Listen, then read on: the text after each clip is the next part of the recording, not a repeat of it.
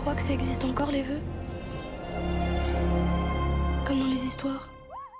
J'avais fait un petit dessin que j'avais envoyé à mon associé Félix de Givry et il m'avait dit, en lui disant: ah, regarde, c'était une petite tête qui sortait du ciel et j'avais tracé des couleurs derrière lui et ça, c'est un enfant arc-en-ciel quoi.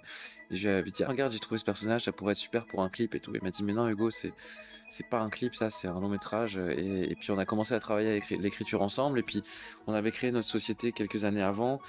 Et on avait envie de faire de la fiction et on structurait au fur et à mesure la boîte autour de ça.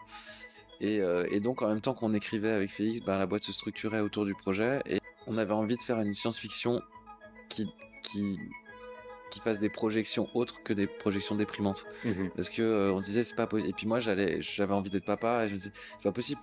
On va pas laisser que des choses déprimantes à la génération qui vient et à la génération d'aujourd'hui quoi.